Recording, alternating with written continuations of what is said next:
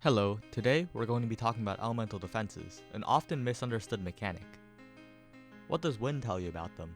Well, there's obviously the elemental defense stat on gear, an arbitrary looking number that's present both as a raw value on top and as a percentage in the ID section.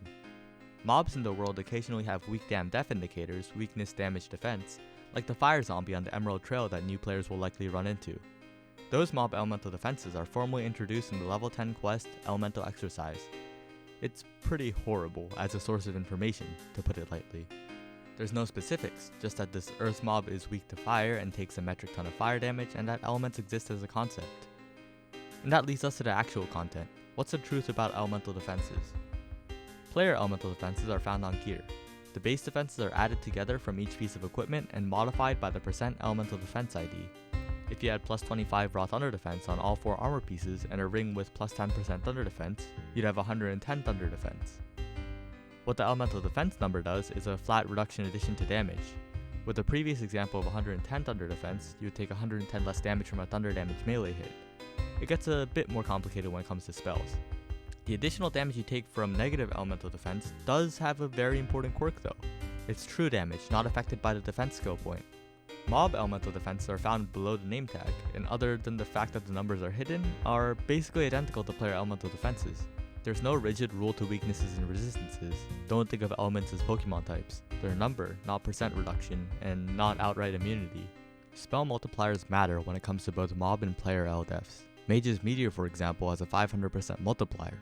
A water damage meteor would do 500 additional damage against a mob with negative 100 water defense, but not actually since we need to consider the attack speed multiplier. Spells are calculated based on weapon damage times attack speed multiplier, and Eledefs affect a single hit damage before the attack speed multiplier is factored in. Super fast weapons will be affected the most, and super slow to least. It's a trade-off, since being affected more gives you more bonus damage against negative defenses, but also means you lose more in the case of positive ones.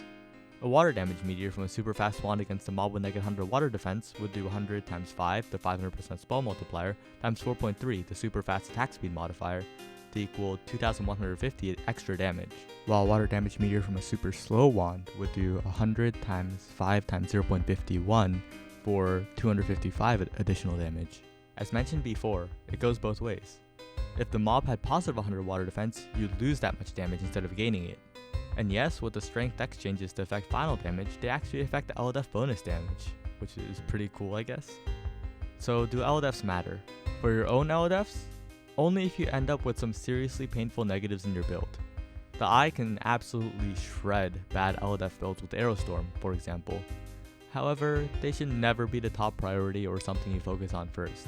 You should look at Eledefs last and tweak a build if they're a problem. When it comes to mob Eledefs, good builds will usually just power through with pure damage.